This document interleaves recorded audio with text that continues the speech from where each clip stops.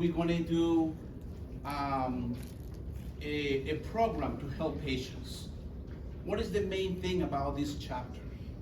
There is programs out there to help patients whether they have a spinal cord injury, whether they have stroke, any kind of situation that impedes the person to have a normal bowel movement or to have normal urination. All of you and I, hopefully here, if we have our bladder full because we have coffee this morning, we can hold it. We have that capacity of holding it and wait until the break. Or if you cannot, I see people, all right, the break's in 5 minutes, I cannot hold it. Get up, I see somebody just walking normal and other people walking a little bit faster to get to the bathroom. That is all normal because each of us have different patterns. Because each of us have different patterns, there is no one set thing. Each person is individual. However, I do recommend for this chapter not to compare bowel with bladder. If you begin to get a pattern of comparison, you're going to get confused. My advice is to separate it. Learn the bowel and learn the bladder. Totally separate. And keep it that way. Are you with me on that? All right.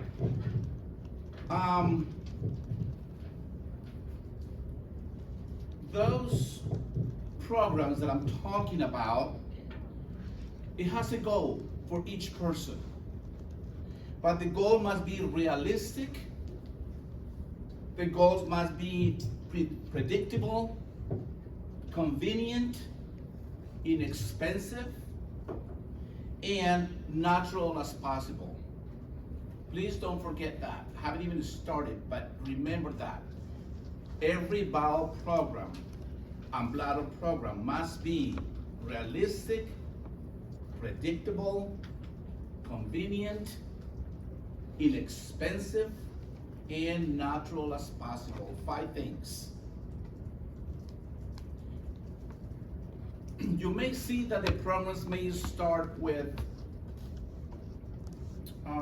a bowel program may start with laxatives, but you're saying that as natural as possible. Well, we use laxatives at the beginning to get it going, but the goal eventually is as natural as possible because the person cannot stay on suppositories all their lives. We may use them at the beginning, yes, to get the program going. So if you see that, I want to make sure that you understand that that's just at the beginning. But then yet it has to be as natural as possible. Are you with me on that? All right, having said that, let's go ahead and get started. So when we look at the learning objectives here, we're going to talk about the physiological structures of the bowel and bladder. Types of neurogenic bladders, bladder management, bowel management as well, autonomic dysreflection, which we already discussed that before, bowel management programs, and the 3 different kind of neurogenic bowel and bladder functions, and strategies to preventing constipation. So, what I can tell you is that many people are very uncomfortable to talk about bowel, natural bowel movements and bladder movements. Are you uncomfortable talking about that? Raise your hand if you are uncomfortable. So it looks like all of you are comfortable. Only one person saying no, it's kind of like funny. But I take that all of you are comfortable. So I can ask a question. Did you have a bowel movement this morning? Nope. She say no, that she's comfortable with it. When was your last bowel movement? Okay, so it's good. This class is fantastic because I can see some people don't like to talk about that.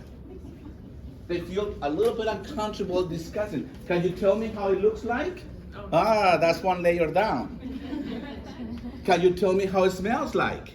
Oh, that's another layer down that I'm not willing to discuss in front of my whole class, because every time they will see me next time, they will see me as a bowel movement. No, I don't want to do that. So if I put you in that position, you can imagine how the patient feels when we approach that.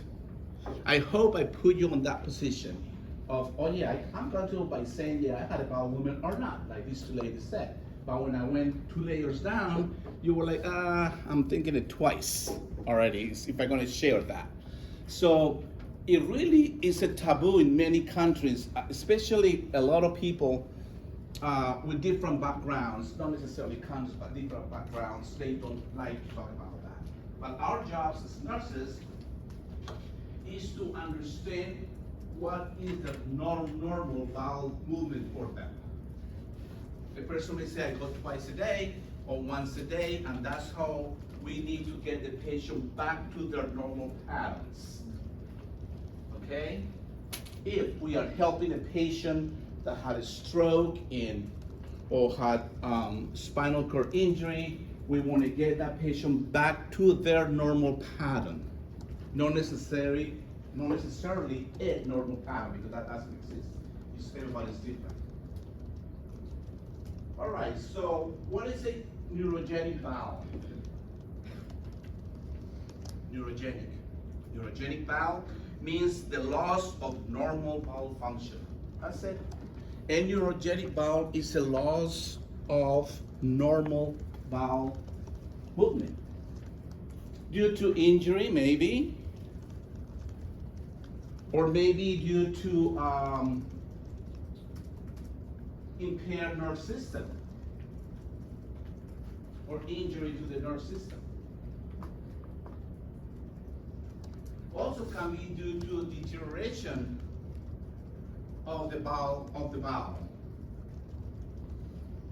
People who have ulcerative colitis, Crohn's disease, it deteriorates over time, creating a neurogenic bowel. A neurogenic bowel means loss of normal bowel function. As simple as that. Okay. Elimination is a key bodily function. Going to the bathroom is normal for all the animal kingdom, whether it's rational or irrational. Rational, we are rational because we are humans. Irrational will be animals. Everybody goes to the bathroom. So that's a natural thing. Without that, obviously, we cannot survive. If there is no bowel movements, we can't survive. Many people end up with a PEG tube, many to feed them, and also with a colostomy bag, but elimination must happen. Okay?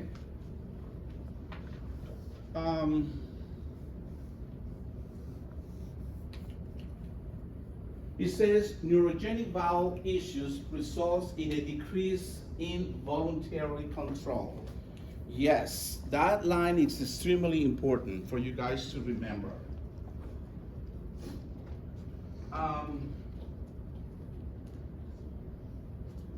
me see if I can come up something out of that line.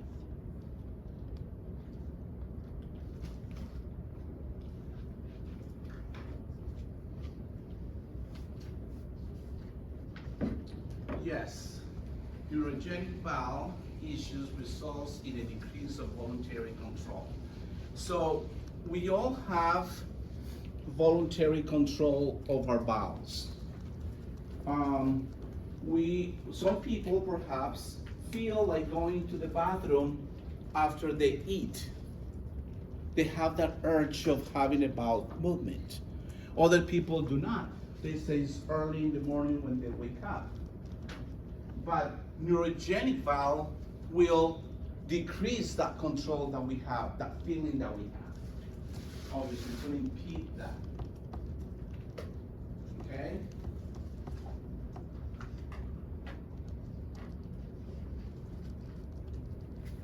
Patients in rehabilitation often needs assistance with bowel treatment, retraining. That is correct. In rehab, patients who come out with stroke, any type of brain injuries, Parkinson's disease, you count on that. There is a disconnection between bowel and bladder to the brain. So therefore, the voluntary control is affected. So rehab nurses count on that. We have to have bowel programs for these type of patients. And again, the bowel programs should be realistic, they should be predictable, they should be convenient for the patient, inexpensive, and natural as possible.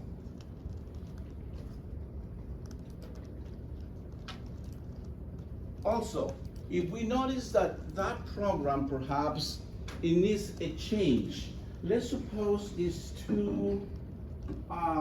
not convenient because the bathroom is from here to the hallway and the patient has to go every hour on the hour and it has to walk from here. That's not convenient. That means the program goal will not work. But in addition to that, it's expensive because we need to pay an aide to help the patient to go to the bathroom. So there are two factors there. It's not convenient and too expensive because we're paying extra people to help the patient to go to the bathroom. So we cannot make two changes at the same time. We can only make one change. So I will have a bed commode at the bedside where the patient can stand up and go to the bathroom right there. So we fix the being inconvenient to convenient now.